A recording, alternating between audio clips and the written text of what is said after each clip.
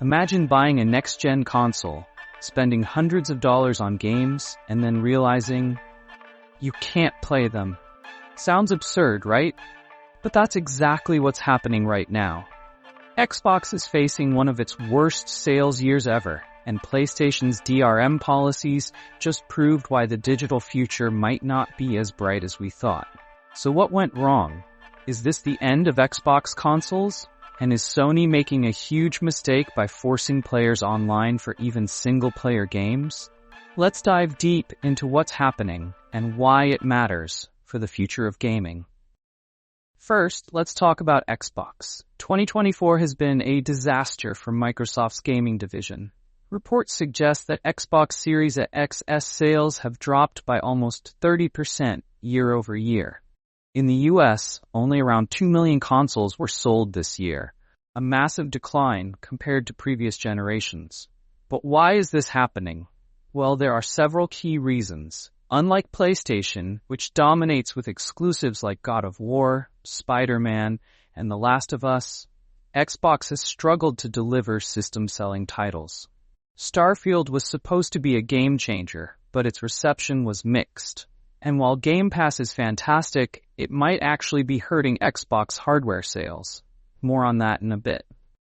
The Xbox Series X is powerful, but the Series S creates a strange divide. Some players feel the weaker Series S is holding back next-gen development, while others prefer to wait for a mid-gen refresh. And let's not forget the growing rumors about a portable Xbox, which could be making buyers hesitant to invest in current-gen hardware. Microsoft has put all its focus on Game Pass, but here's the problem. If people can play Xbox games on PC or even cloud streaming, do they really need to buy a console? Game Pass is an amazing value, but it may be cannibalizing console sales because players no longer see the need to own an Xbox. While Xbox is struggling with hardware sales, PlayStation is dealing with an entirely different issue: digital ownership. Recently, PSN had a massive outage, and for hours players couldn't access their digital games, even some single-player ones. Why? Because Sony requires online verification for many games, even if you own them physically. This raises a huge problem for the future of gaming. If PlayStation's servers go down, do you still own your games? What happens years from now when Sony shuts down PS5 support? Why do you need an internet connection to play a single-player game from a disc? This is the ugly side of DRM, digital rights management, a system designed to prevent piracy but at the cost of consumer rights.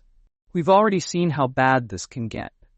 Remember when Gran Turismo 7 became completely unplayable for over 24 hours because of an online outage? That's the kind of future we're heading toward, and PlayStation players are starting to realize it. So what does this all mean for gaming? Well, Xbox's declining hardware sales and PlayStation's growing DRM issues both point to a major shift in how we buy and play games. Subscription services like Game Pass, PlayStation Plus, and cloud gaming are becoming the industry's focus. Microsoft is already pivoting hard toward this model, and PlayStation is slowly catching up. Physical games are becoming less reliable. Even when you buy a disc, there's no guarantee you can actually play it without an internet connection. Consoles might not be the future. If Game Pass and cloud gaming keep growing, and if PlayStation keeps enforcing strict DRM, we could be heading toward a future where gaming is completely digital, locked behind subscriptions, and controlled by corporate decisions. So what do you think? Is Xbox making a mistake by focusing so much on Game Pass instead of selling consoles?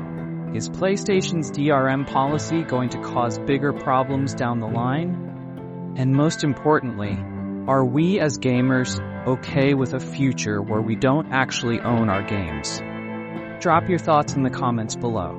And if you found this video interesting, don't forget to like, subscribe, and hit that bell so you don't miss future deep dives into the gaming industry. Thanks for watching, and I'll see you in the next one.